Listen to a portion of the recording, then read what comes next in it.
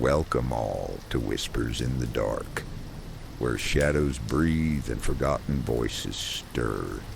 Step beyond the veil and lose yourself in a realm where reality fractures and nightmares whisper lullabies. Here we conjure true psychological thrillers, haunted tales, and horror stories that burrow deep beneath your skin and nestle in the quiet corners of your mind. Each story crackles like old film reels, unspooling secrets too heavy for daylight. Whether it's the slow unraveling of a fractured psyche or the cold caress of something unseen lurking just behind you, we promise narratives that will haunt you long after the final word is spoken. So get ready, dim the lights, slip on your headphones and listen closely for the whispers in the dark, and subscribe if you dare to return.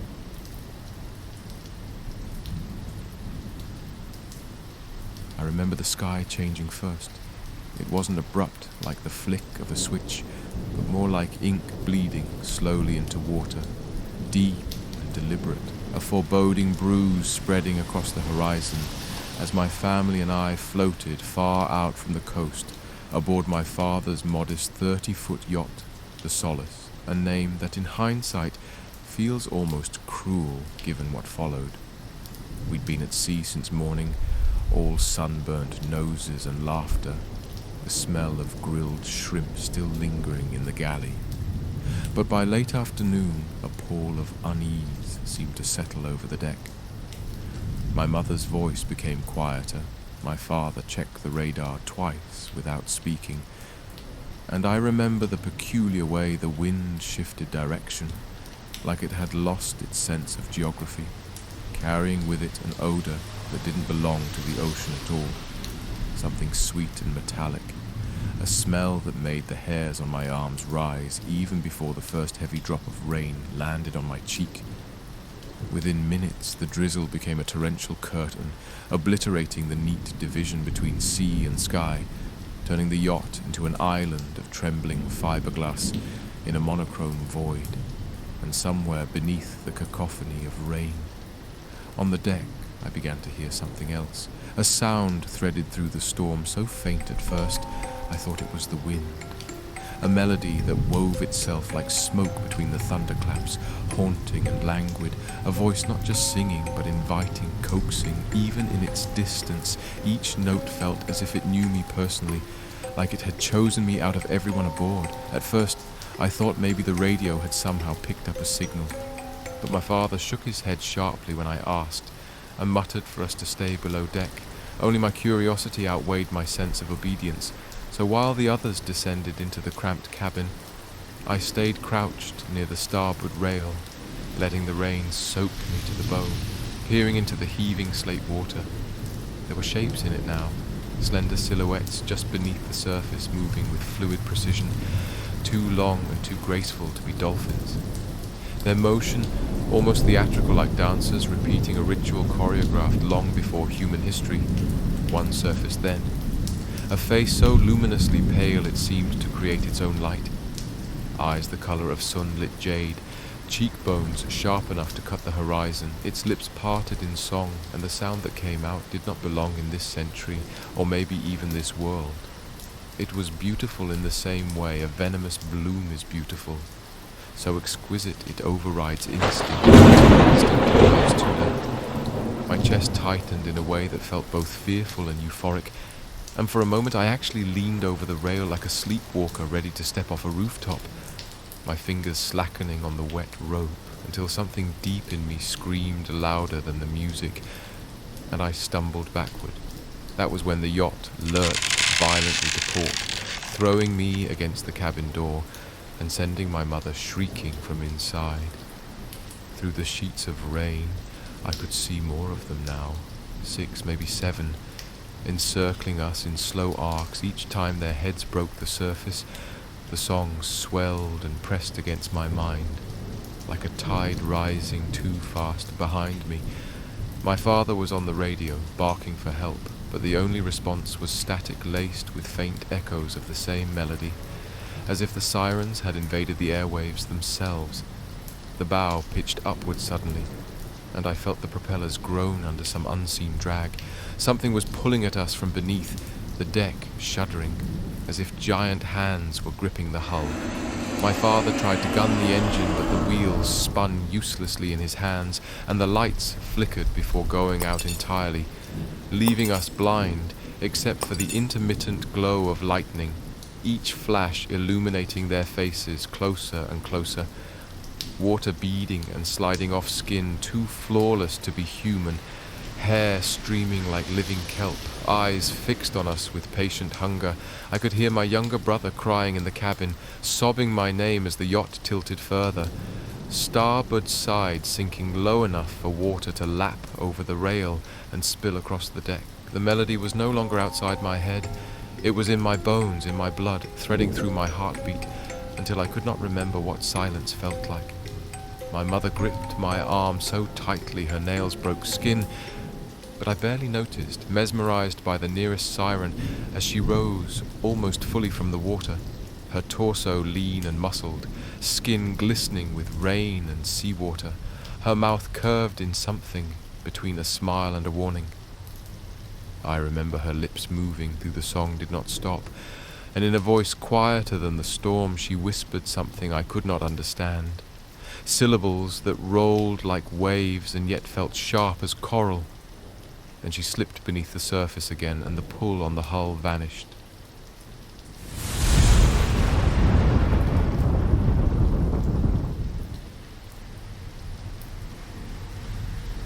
The ocean was calm when we set out before dawn, just that endless black expanse under a bruised strip of sky, the trawler's diesel thrum vibrating through my boots, and the salty air thick enough to taste. We'd done this route 100 times before, working the deep line off the bank past 40 miles, no radios chattering from other boats, just us and the sea and the kind of silence that makes you think you can hear the earth breathe. By noon we'd pulled a decent haul and the sun had cut a sharp white line across the water, but the wind went strange mid-afternoon, coming in low and cold like it had crawled up from under the waves, the swells shifting direction until the hull began to slap instead of roll. Bennett was the first to notice the smell, something sweet and rancid drifting in on the breeze, and he spat over the side, muttering it was like rotting fruit left in a bait bucket. Then somewhere far off, a sound that did not belong. Out there began to rise a voice so melodic it didn't sound sung so much as poured. Slow and liquid, the kind of sound that makes your ribs vibrate from the inside. The old man at the helm told us to shut the hell up and keep working. But his eyes were locked on the horizon, knuckles white around the wheel. We all felt it, the pull of that song, not just in our ears, but curling in the folds of our brains, whispering in some half-forgotten dialect you could almost understand, like a dream you're still inside of. Bennett swore and said it was coming from the port side, so we leaned over, and that's when I saw her rising just under the surface, skin pale as moonlight, but shimmering faintly, like fish scales buried beneath translucent flesh, eyes huge and glassy green, with pupils that seemed to dilate and contract with the rhythm of the melody. Her mouth parted, not in a smile, but in something hungrier, and I swear to God her teeth were small and perfectly human until she sang. Then they shifted, sharp as needles, the sound so close now I felt my spine loosen. Stevens beside me muttered, "Jesus Christ," under his breath, but didn't move. None of us did. It was as if the boat itself had frozen in place. Another figure surfaced near the stern. A man this time, or at least shaped like one. Shoulders broad, hair streaming black and wet, face too beautiful in that uncanny way that makes you want to stare until you forget to breathe. He opened his mouth and joined the song, notes bending in ways no human throat could make. The words tangled with the salt air, slipping under your thoughts and making you want to climb over the rail just to be closer. The old man roared at us to get back to work. but even his voice was shaking. Bennett snapped first, stepping onto the gunwale with this vacant look, like he'd just remembered something important he needed to do. Stevens grabbed him by the collar, but the bastard was strong, too strong, and he almost pulled them both into the water until I lunged forward and yanked them back. By the time Bennett hit the deck, he was bleeding from his nose and lip, but he didn't even flinch, just stared over the side, whispering, "Please, please, please, the sirens." Because that's what they were, circled closer, their lower halves still hidden, but the water roiled in their wake, like something enormous was moving beneath them. I noticed then the way their eyes didn't blink, how the rain beginning to spit from the sky beaded on their faces without dripping down. Like their skin repelled it, the old man threw the throttle forward, but the prop just churned uselessly, the engine screaming. Yet we didn't move, and that's when I saw the hands under the surface, pale shapes gripping the hull, more than 2 or 3, dozens maybe. Each one long-fingered and ending in nails that caught the light like wet glass. The song changed then, from inviting to urgent, a faster cadence that made my pulse race and my muscles twitch to move toward them. Stephen started shouting obscenities at the water, fists clenched, and I swear the nearest siren tilted her head, like she understood every filthy word, then smiled in a way that froze the breath in my throat. She spoke, then, not sang, but spoke in a voice low and guttural and still beautiful. Said something that made Bennett start sobbing outright. The old man grabbed the flare gun from the cabin and fired it into the sky, but the light barely seemed to pierce the air, like the clouds swallowed it whole. The water surged against the hull, and the boat tipped hard enough to send a crate sliding across the deck. One of those hands shot up and wrapped around Bennett's boot, dragging him so fast his head cracked the rail before we could grab him. He hit the water with a hollow splash, and they were on him instantly. The pale man and the moon-skinned woman pulling him under without a ripple. His scream cutting off like a switch had been thrown. I leaned over in time to see his face vanishing into the dark water. Eyes open wide, still pleading, then nothing but foam and the smell of that sickly sweetness stronger now.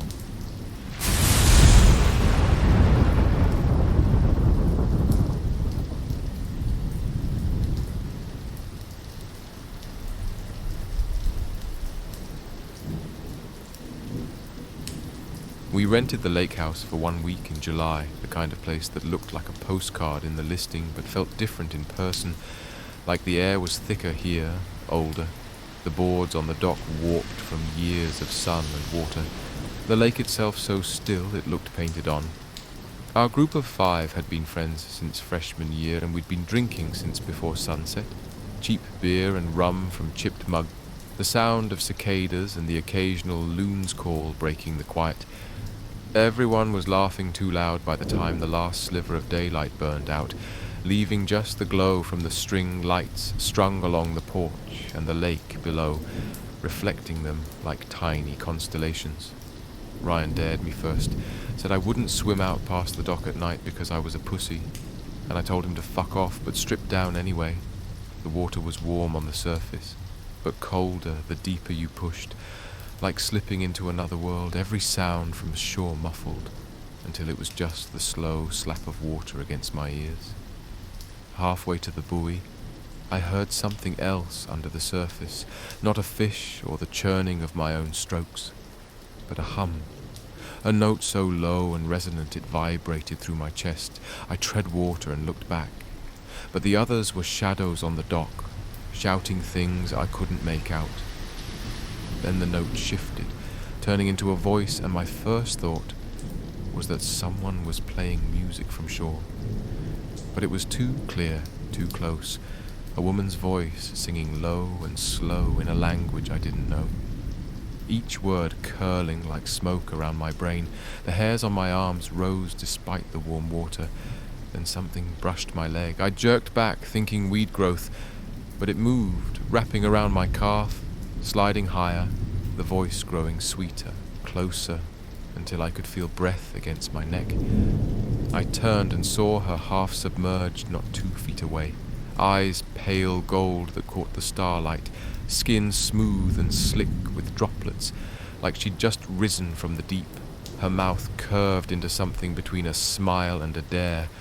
Her voice still moving through my bones, I couldn't look away, her shoulders breaking the surface as she drifted nearer, her breasts just under the water, shapes that swelled and shifted as she moved, the kind of beauty that bypasses thought and lands straight in the gut. She reached out and let her fingers trail across my chest, her nails grazing hard enough to sting, and then her lips were almost on mine when her legs surfaced, or what I thought were legs at first, until I saw the long, sinuous tail, flesh giving way to scales so dark they seemed to drink the light. Ryan's voice cut through from shore shouting my name, and I blinked, like waking from a dream. She was still smiling, but there was something new in her eyes now, an edge like hunger.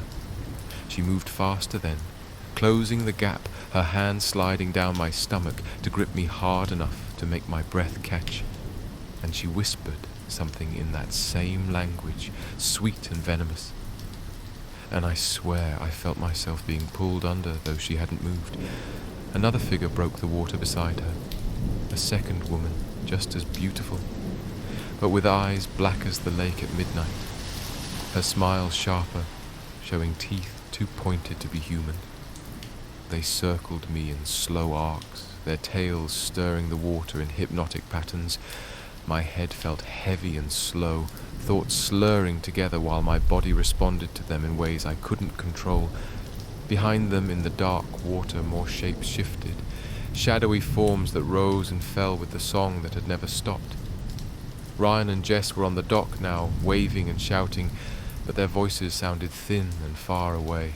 The golden-eyed one pressed her lips to my ear and bit down, just enough to taste blood, sucking it slow while her other hand gripped the back of my neck, and the black-eyed one moved in front of me, her tail curling around my thigh, the water around us growing colder as the shadows closed in. For a moment I wanted to let them take me, not out of fear, but because nothing on land had ever felt this intoxicating. The golden-eyed one pulled back to look at me, her face inches from mine, water beading on her lashes. She whispered again, but this time the words were in English, soft and deliberate. "Come with us. You're ours now." And I might have if Ryan hadn't finally hit the water behind me and grabbed my arm, yanking me towards shore with a force that tore me from their grip. Their song turned shrill then, like rage-made sound, the water surging against us as we swam, the dock lights blurring into halos. The moment my hands hit the wood, I felt the tail of one of them whip against my ankle, hard enough to bruise. Ryan dragged me up onto the deck, where Jess and Connor were already pulling him, all of us breathless and soaked and shaking. I looked back at the lake, and they were gone, the water flat and empty, as if nothing had happened, except I could still feel the heat of their hands on my skin, and the bite on my ear was bleeding in a slow, steady trickle. We didn't speak for a long time, just listened.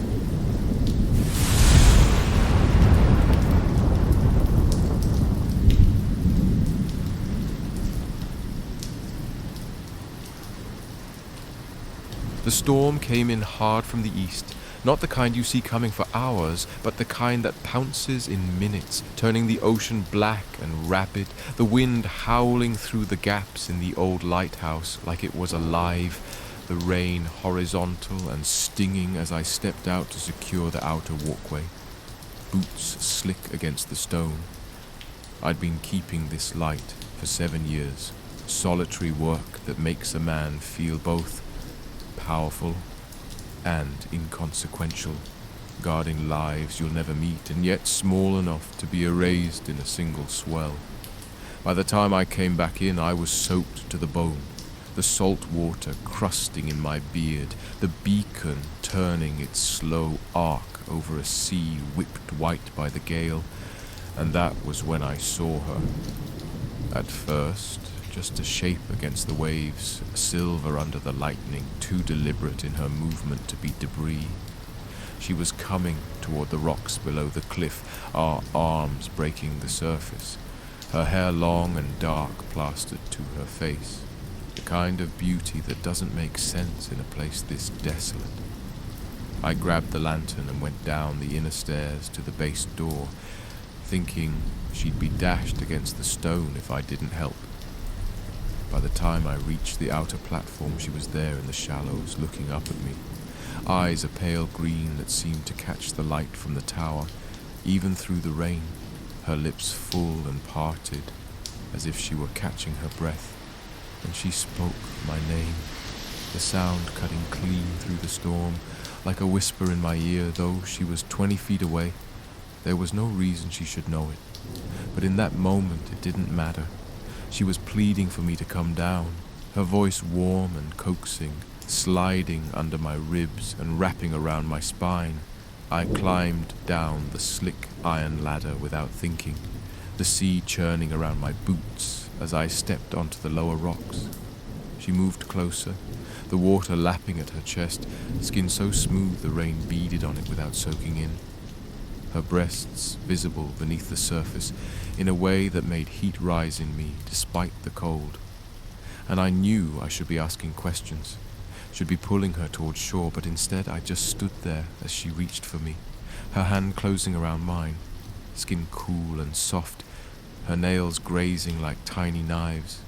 She pulled me closer until the waves were breaking against my waist, her other hand sliding up my thigh under the water, the touch both tender and possessive.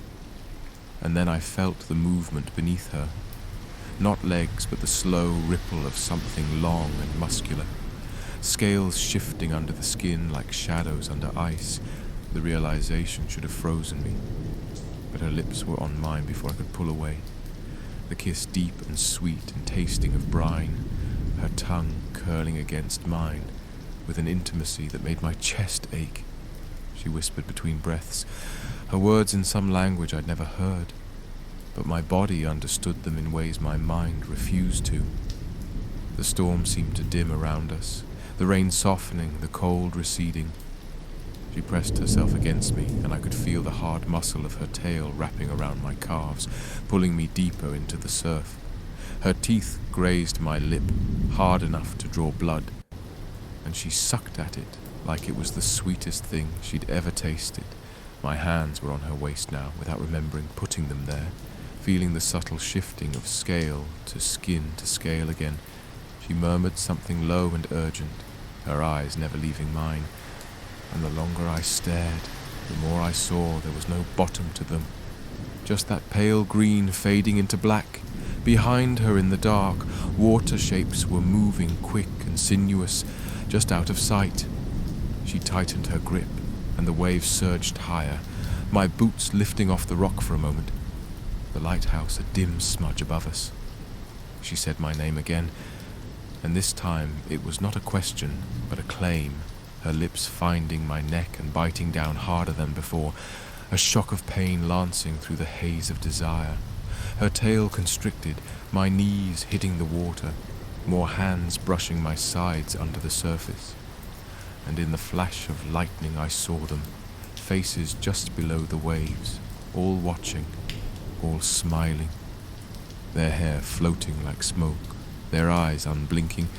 She pulled back, and her mouth was different now, her teeth sharp and small and far too many of them, and before I could move, she pushed me under, the salt burning my eyes and the pressure crushing my ears, her hands pinning me as more bodies brushed against mine, exploring, gripping, my lungs screaming as her mouth sealed over mine again.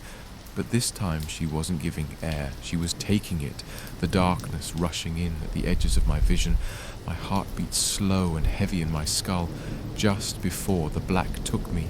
She pulled back and let me surface, gasping, spitting water, the rocks suddenly beneath my hands again. She was gone. Only the storm and the sea and the echo of my name, whispered in the wind, remained when I stumbled back up the ladder, My legs were shaking, not just from the cold, but from knowing that she could have kept me and didn't.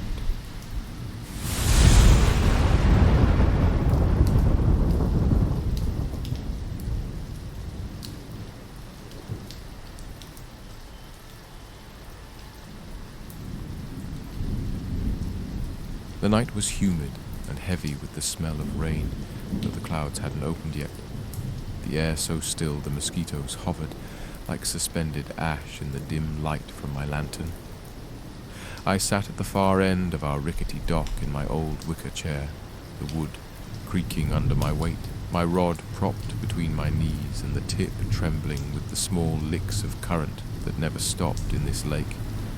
I'd been fishing here for 40 years and knew its moods, but tonight it felt different, the water darker than it should have been.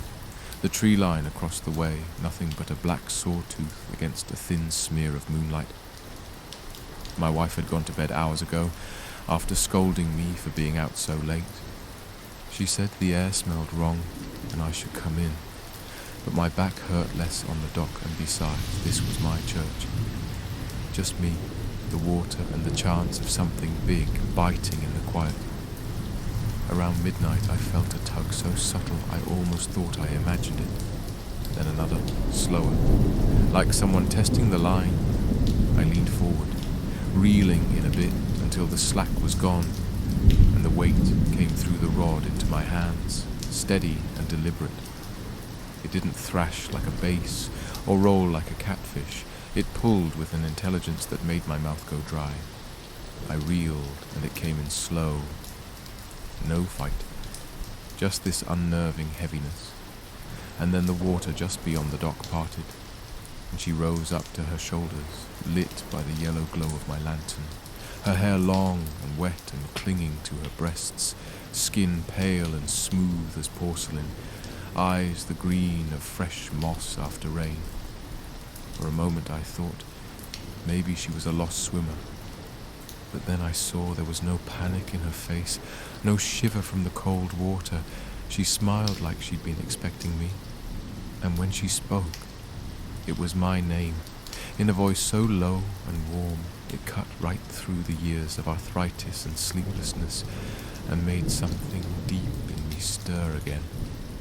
She floated closer, never breaking eye contact, and I could see now that just beneath the water her hips tapered into something darker, scales catching the lantern light in flashes.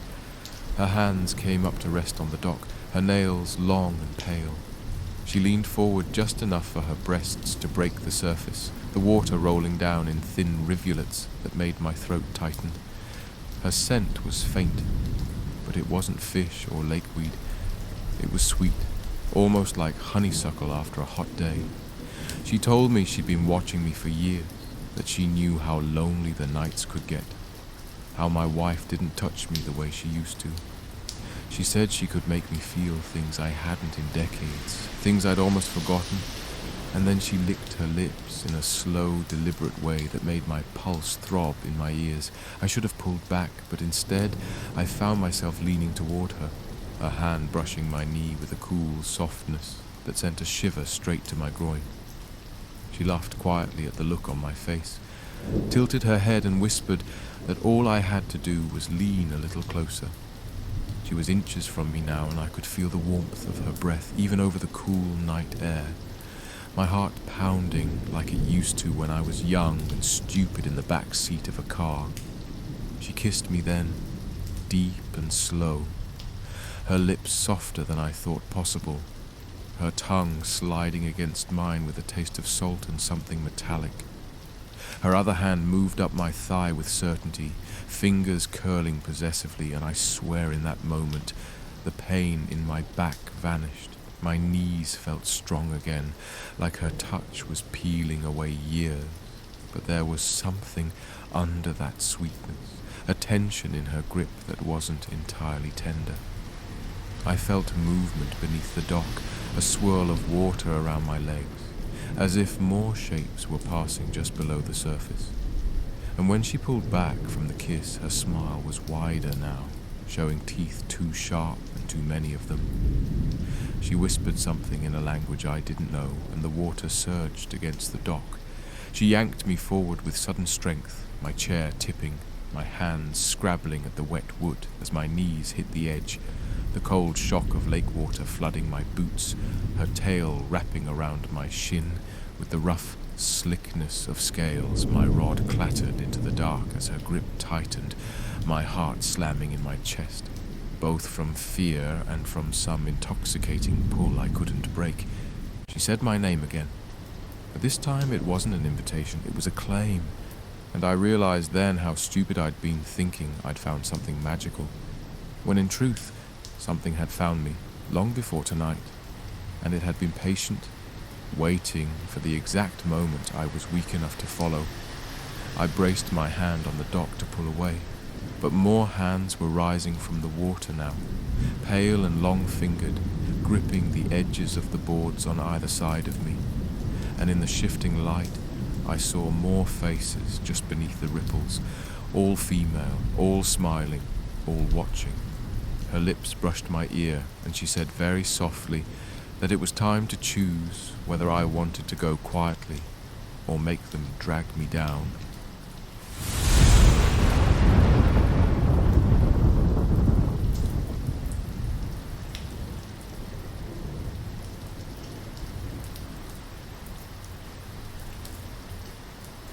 It was the kind of fog that didn't just blur the world, but made it feel smaller, denser, as if the air itself had weight and was pressing against your skin, clinging to your hair and clothes with a dampness that felt almost sentient. The three of us stepping off the hotel's cracked boardwalk and down to the darkened beach, our bare feet sinking into the cold sand with each step. I could taste salt heavy in the air, not the pleasant summer kind, but briny, stale, like something dredged from the deep that shouldn't have been brought to the surface.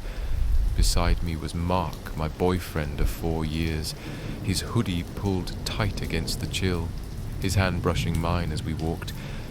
And ahead of us was Rachel, her bare legs catching what little glow spilled from the fog-shrouded lamps back near the street, her laugh a low, nervous thing that didn't quite match the smile she kept trying to force.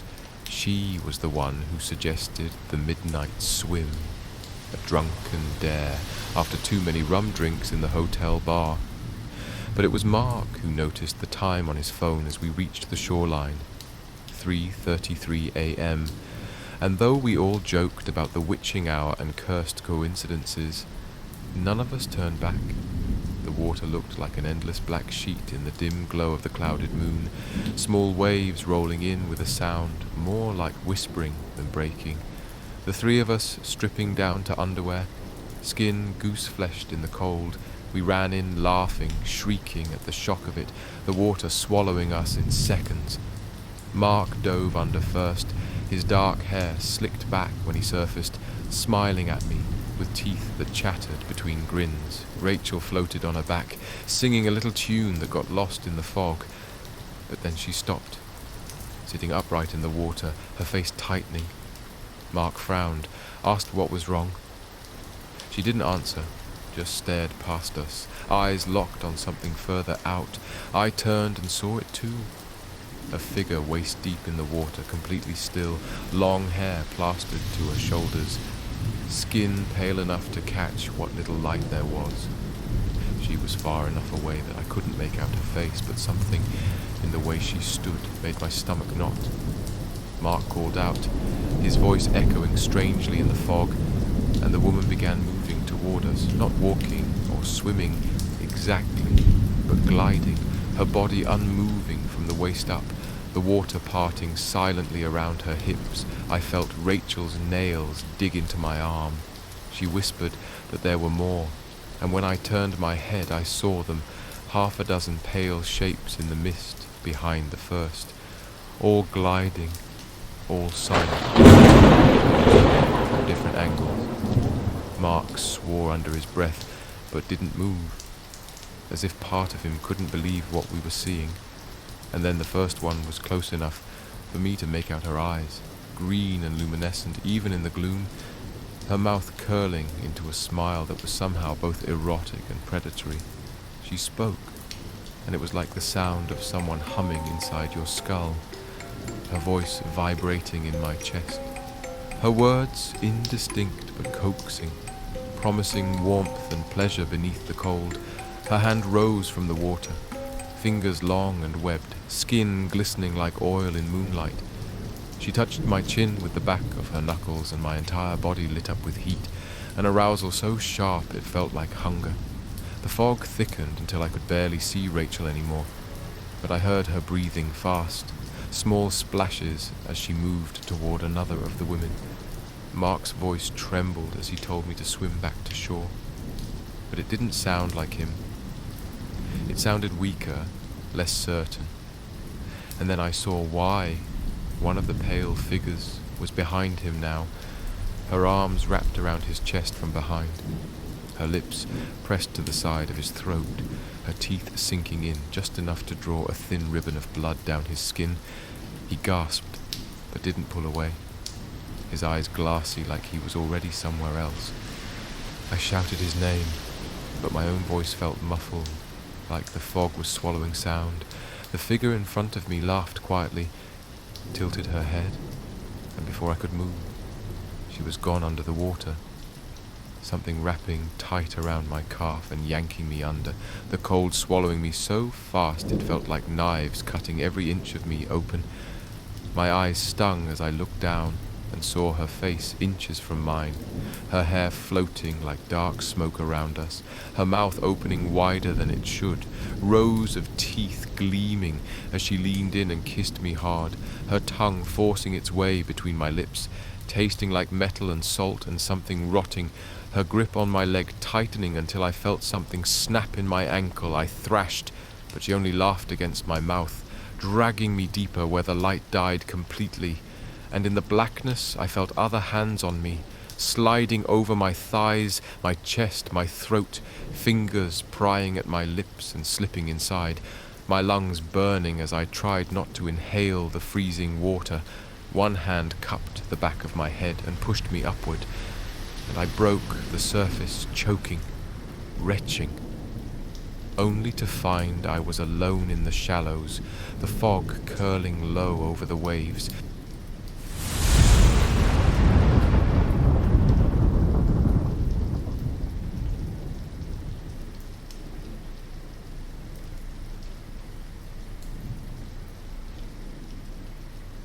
The night air was brackish and heavy, each breath scraping the back of my throat with the tang of rust and diesel as our cargo trolley cut a path through black water that looked more like oil than ocean, the deck humming beneath my boots as the twin diesels churned steady and low, our load stacked in rusted containers that loomed like silent sentinels in the moonlight. 3 other men made up the night crew.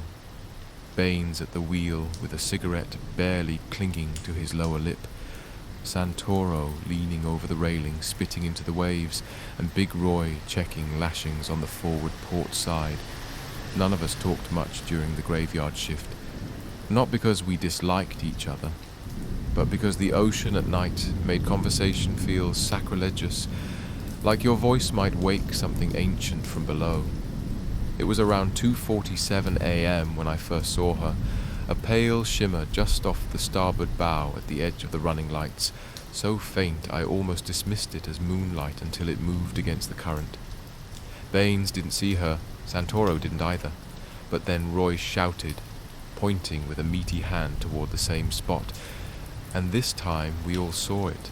Her skin luminous like porcelain left underwater for centuries, her hair a dark tangle that floated and undulated against the wind, and even from that distance her eyes were phosphorescent green, locking on us with a look that made my stomach constrict. She floated upright in the water, but there was no motion of treading, just stillness, unnerving in its serenity. Then she smiled and my blood chilled, because it was not the smile of a human, but the curl of a predator that knows you're caught. The wind seemed to die entirely, leaving only the slow lap of water against steel. Santoro muttered something about nets and good money for a specimen, Baines told him to shut up, but kept looking at her. She began to hum then, soft at first, a resonance that seemed to bypass my ears entirely and press directly into my skull, sliding warm fingers through my mind. The notes were liquid, seductive, filled with images not my own, visions of a mouth on mine underwater, tongues tasting of salt and copper, skin sliding against mine in perfect frictionless hunger, her body pressed close in darkness, while something beneath coiled around my legs. The hum grew louder, pressing the air heavier against us. Baines broke first, abandoning the wheel and moving toward the railing as though sleepwalking, his pupils blown wide. Roy cursed and grabbed him, but she rose higher from the water, revealing not a woman's body but something obscene and gorgeous, breasts pale and perfect above the sea, but tapering into slick-scaled musculature, her tail immense, powerful, each flick sending phosphor ripples that seemed to momentarily illuminate shadowy shapes deeper below. Baines struggled like a man possessed.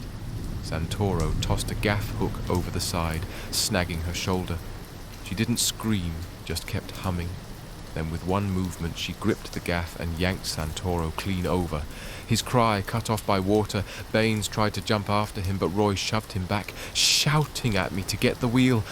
I stumbled across the deck, slamming the throttle into reverse as the propellers churned froth. Then Santoro surfaced 20 feet away, eyes glassy, mouth opening and closing, before pale arms dragged him down again. Baines was screaming now, high and inhuman, his hands clawing the railing as Roy held him. The humming stopped. The ocean went silent. Then she surfaced again at the hull, her eyes locking mine so deep it felt like she was looking from inside my skull. Her lips parted and I smelled her breath, salt, decay, and something sweet. Her hand shot up, webbed fingers curling over the deck, nails digging into steel. She whispered my name in a tone so intimate my body seized. I leaned forward without meaning to, fog curling across the deck despite the clear sky, the air freezing, the sound of water shifting against the hull like something circling us below. She lifted herself higher, water streaming like mercury, her free hand sliding toward my face, and in that moment her pupils contracted to slits, and I saw beauty was just a lure. I tore back as her claws grazed my cheek. Warm blood running, Roy hauled me from the rail. Baines was gone. She slipped back into the black phosphor, fading until only waves remained. Roy pushed the throttle forward, and we fled. Neither of us spoke again. And now even on land, I hear that humming when I try to sleep. Low and patient, like something waiting for me to make the mistake of going near the water again, because sooner or later everyone answers when the deep calls their name.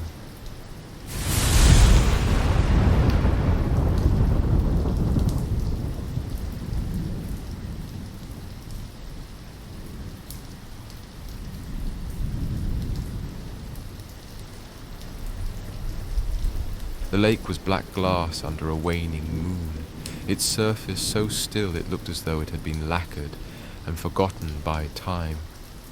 And the air held that damp mineral smell that seeps into your clothes and skin until it feels like part of you.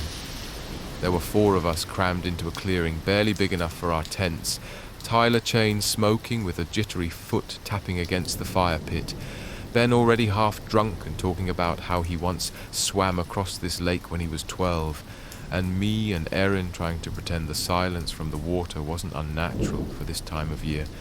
There were no frogs, no insects, just the occasional sigh of the wind through the pines. Earlier, we had passed the only other campsite on the far side of the lake, but it was abandoned. The fire pit cold. The chairs toppled like the people sitting in them had simply stood up and walked away without looking back.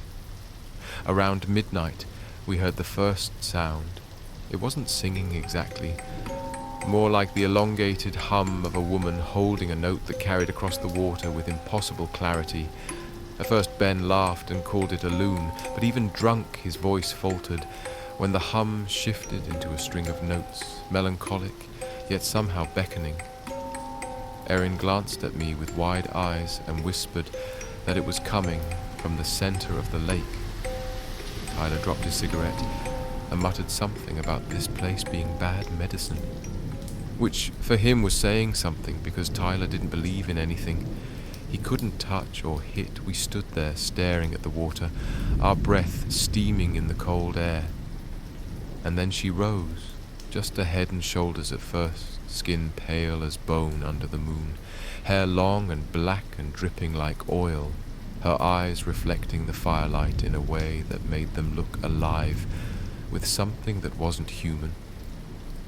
She sang again, and this time it was words, though they were in a language none of us knew, liquid syllables that slid into your ears and down your spine like warm water.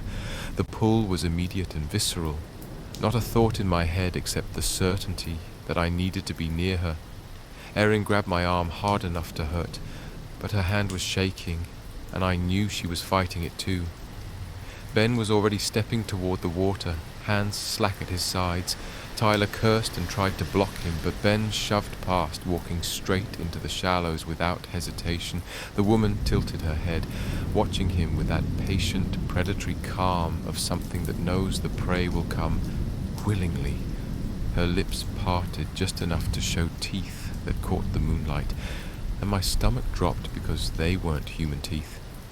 They were needle thin. Too many of them.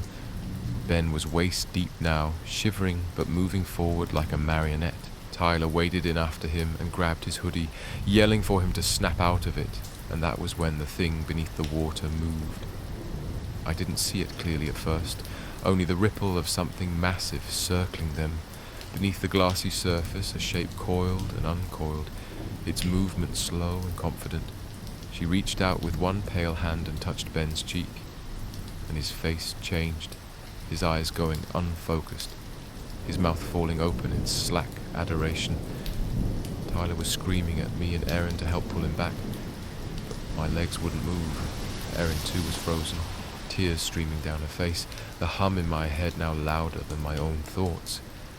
Then there was a splash, violent and sudden, and Ben was gone, dragged under so fast the water barely rippled. The siren's expression never changed. Her eyes locked on Tyler now as she began to drift closer without moving her arms or legs. He backed up fast, hauling himself to shore, water pouring from his clothes, his chest heaving as he collapsed next to the fire. The lake went still again, except for the sound of my own pulse hammering in my ears.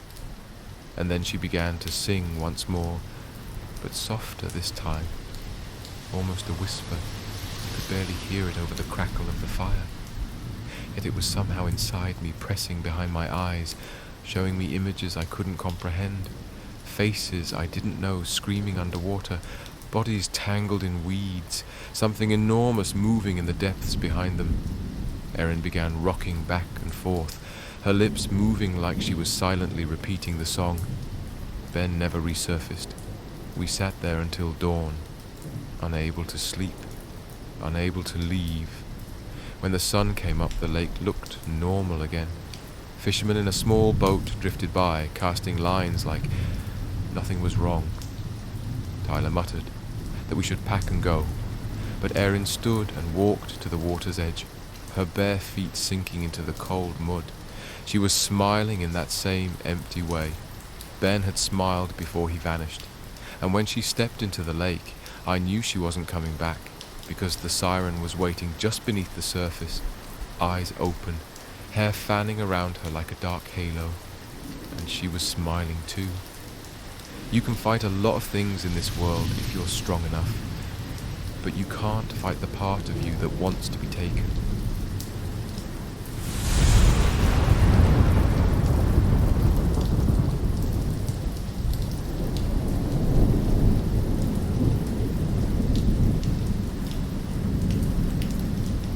If you enjoyed the journey and survived it, don't forget to like the video, share it with someone who sleeps too easily, and subscribe for more original horror stories delivered straight into your nightmares. And if you have a true tale or twisted idea you'd like me to bring to life, Leave it in the comments below. I read them all. Some of my favorite stories come from minds just like yours. And so the final candle is burned out, but some stories never really end. They wait in the corners of your mind, and now so must you. You have heard the incantations of the demised, the shadows sworn to secrecy. But what slipped through, what followed you back into the light, if these stories stirred something inside you, if they made you hesitate before turning off the lights, then don't forget to like, share, and subscribe, because next time, we're going deeper. So rest while you can, because next time the story just might be about you.